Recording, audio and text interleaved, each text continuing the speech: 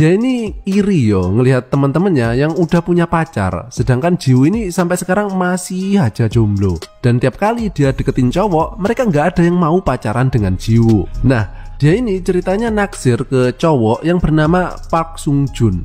Sung Joon ini beda kelas ya dengan Jiwoo di SMA ini. Tapi pas SMP dulu dia ini satu kelas dengannya. Dan ketika dia mencoba DM, Sung Joon ini nggak bales-bales. Dan begitu bales, ternyata dia malah bilang, ini siapa ya? Sung Joon ini lupa ya dengan Jiwoo. Dan ketika Jiwoo ini lagi terlihat ngenes, tiba-tiba muncul suara yang memanggilnya, tapi nggak ada orangnya. Dan ketika Jiwoo mencari asal suara tersebut, dia kemudian dikagetkan dengan sosok pria yang muncul di belakangnya. Dan lebih kaget lagi ketika pria tersebut memanggilnya emak. Jiwoo ini tentu saja kaget ya. Wong pacar aja belum punya, kok malah ada yang ngaku-ngaku anaknya. Udah gede lagi.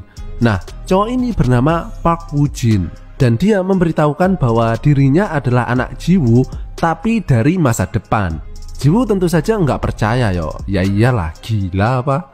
Dan untuk membuktikannya, Woo Jin bilang kalau ntar malam bakal turun salju. Kemudian muncul temannya yang mengajak Jiwoo pergi dari tempat tersebut.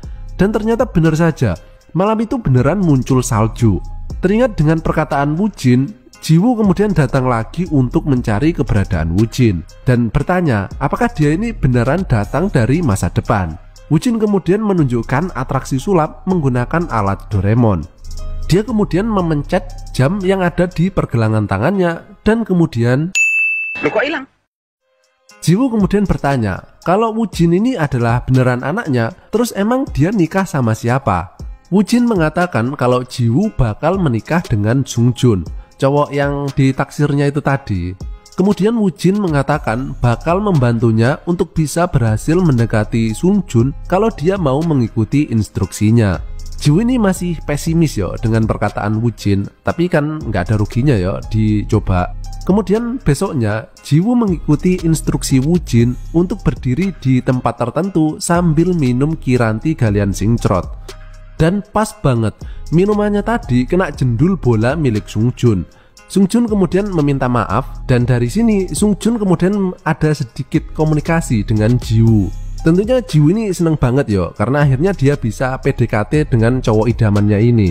Selanjutnya, Woo Jin kembali memberikan instruksi kepada Jiwoo besok pergi ke perpustakaan dan duduk di kursi yang dia kasih tahu. Dan bener aja, ternyata Sung Joon kemudian duduk di kursi di samping Jiwoo. Dan Jiwoo mengikuti arahan Woo Jin, yaitu menggunakan teknik modus bertanya soal mata pelajaran yang kemudian berakhir dengan ajakan kencan.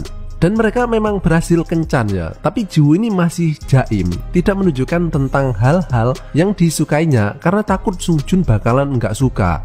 Setelah itu Jiwoo ini cerita soal kencannya tadi ke Woo Jin, dan kemudian dia mengajaknya untuk main game arcade karena ternyata mereka ini sama-sama suka main game. Dan pas main game ini tiba-tiba ada yang menyapa Woo Jin, padahal kan dia ini dari masa depan ya. Terlihat Woo Jin ini agak gugup dan kemudian langsung mengajak Jiwoo meninggalkan tempat tersebut. Selanjutnya, Woo Jin memberitahukan lagi sebuah instruksi, yaitu menyuruh Jiwoo pergi ke laboratorium sekolah. Dan sekali lagi, dia berhasil bertemu dengan Sung Joon. Namun, dari sini kita mulai diperlihatkan fakta lain.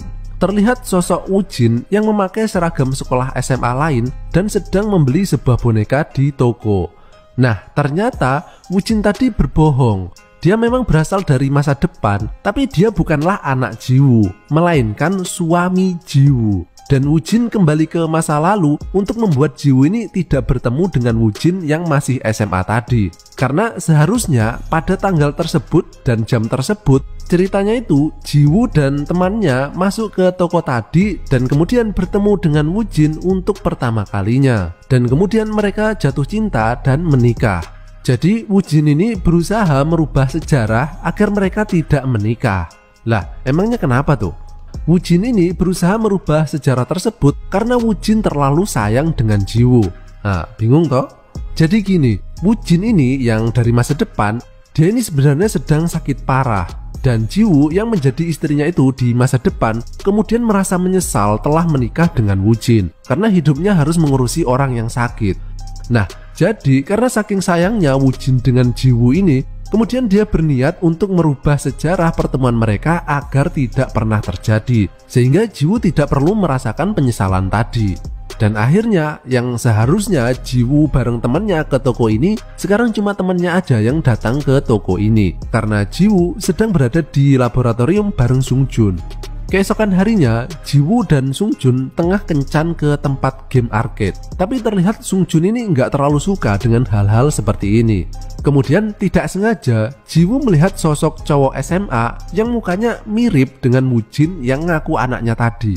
Jiwoo langsung mencari keberadaan Woojin.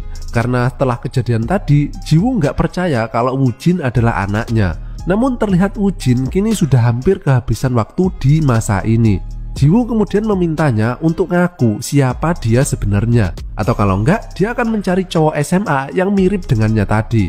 Tapi Woojin kemudian melarang Jiwoo dan memintanya agar jangan pernah menemui orang tersebut, atau kalau enggak dia nanti akan menyesal.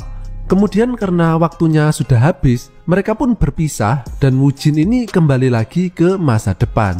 Dan setelah itu, Jiwoo ini nggak pernah melihat sosok Woojin muncul lagi di hadapannya, yang ternyata membuatnya merasa kesepian yo. Bahkan ketika akhirnya Sungjun ini menembaknya, Jiwoo justru menolaknya, karena mungkin dia baru sadar yo bahwa Jiwoo ini nggak ada kecocokan sama sekali dengan Sungjun. Kemudian temannya tadi yang membeli aksesoris boneka sedang ngasih tahu tentang toko tempatnya membeli.